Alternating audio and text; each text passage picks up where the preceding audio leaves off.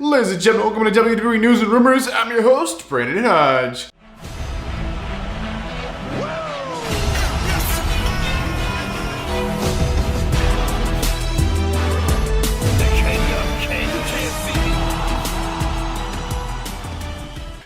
So this episode right here is actually brought to you guys by SeatGeek. So if you guys are looking for tickets for any event in the entire world, use SeatGeek. Use code Hodge, which is my last name at checkout, and you actually get $20 off your tickets. And this is for first-time orders only. So if you've used SeatGeek before, just make a new account. You can still use my code and use code Hodge at checkout on SeatGeek, and you guys will get $20 off for any ticket for any event in the entire world. All right, ladies and gentlemen, so let's go and jump into this episode with the first news story of the day. We all know this already if we watched Raw last night. Ladies and gentlemen, Nia Jax is now back in the WWE. Now, why am I talking about this? Because everyone knows about this already. Well, this has always been more of a discussion, kind of conversation kind of show. So, what are my thoughts about Nia Jax returning to the WWE? As many, we're like, oh, why? No, please protect everybody.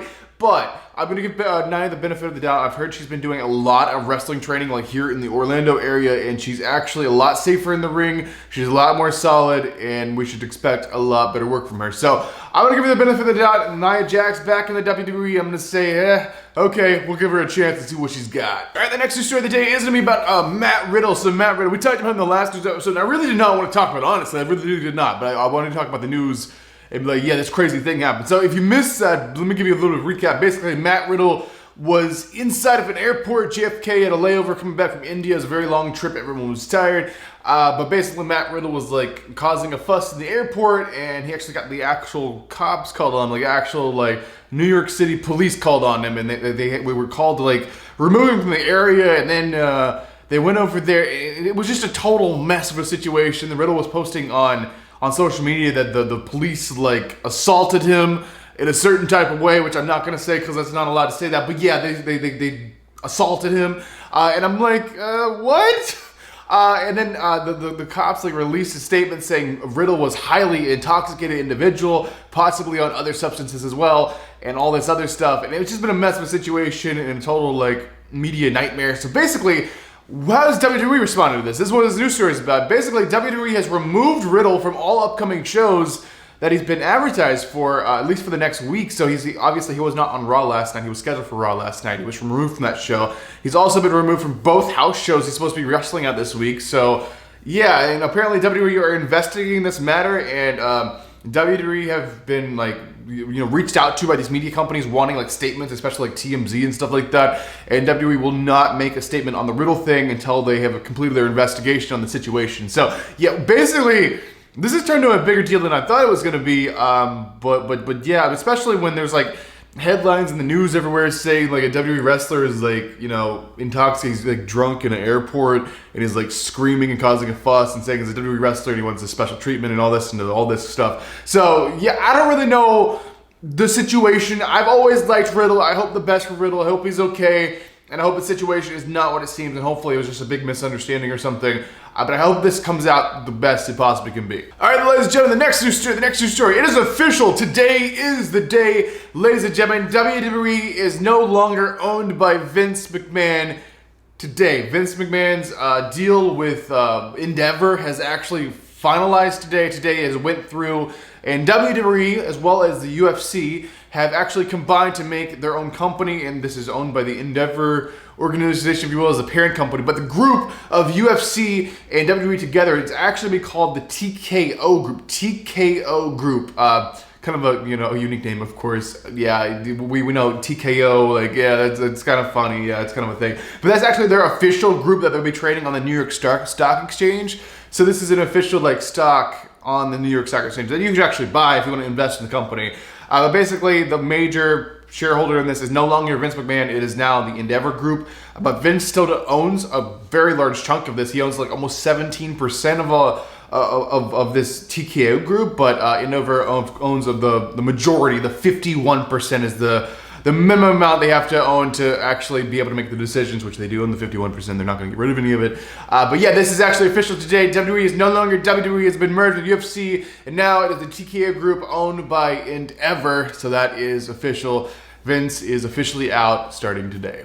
All right, ladies and gentlemen, you know what time it is. Ladies and gentlemen, go and get your juice boxes out. Get your juice boxes ready, because ladies and gentlemen, it is now time to talk about some juicy rumors. So the first rumor of the day is going to be about LA Knight. Yeah, so here we go. So LA Knight's contract, I reported falsely, I just want to give a correction here that they came to a new deal on LA Knight's contract, and it was a multi-year deal, and maybe for the next 5 years or something like that. Apparently that wasn't true, so I'm sorry about that. LA Knight has not come to a deal with the WWE yet. His current contract with the WWE goes to 2025, so he has about a year and a half left to negotiate a new contract. But they've been working on this because they really want to sign LA Knight to a longer contract, especially now that he's gotten over with the crowd. Like, the guy is literally so over, just push the guy to the moon, put him in a championship match, get something going for the guy. But basically, this deal they're trying to work out is going to be a multi-year contract, but the holdup apparently is over money. Like, LA Knight, of course, wants to be paid as much as he thinks he's worth, and they're just not wanting to pay him what he thinks he's worth, because like, he's literally like the top guy, one of the top merch sellers. Like, he's like number 3 merch seller right now, behind like Cody Rhodes and behind John Cena right now. So that is very, very high up to be still like a mid-card guy and being paid like a very low-card kind of guy. So he definitely wants to be compensated very well for his work, for his success, and they just have not come to that number yet. Hopefully they will soon, but they have until 2025 to actually come to some type of agreement. All right, the next rumor is actually going to be about John Cena. So John Cena is back with WWE for a little while, for a few months, which is amazing. But why is he actually back? It's because Hollywood's like on strike right now, pretty much. Nothing's happening in Hollywood. That's just why like everything sucks right now. The actors are not working, so Cena's not working in Hollywood, so he's back in the WWE for a few months.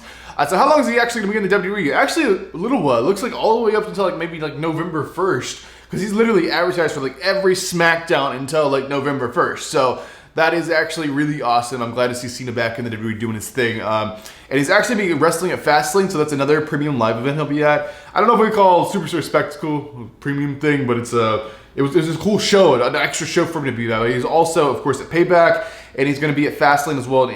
You know, Fastlane's going to be in Indianapolis, he's going to be there, but he's also doing like a bunch of other shows, so it might be coming near you. So if you want to go see Cena, go to SmackDown. It's coming near you if it's before November 1st. More than likely, John Cena's going to be there. All right, ladies and gentlemen, and this is actually it. Ladies and gentlemen, this is the final news story. This is the final rumor, the final thing I'm going to be talking about inside this episode of WWE News and Rumors. What's it going to be about? It's going to be about none other than the Viper, the one and only Randy Orton. So Randy Orton is injured. He has been injured for quite a while, so he has not wrestled since 2022.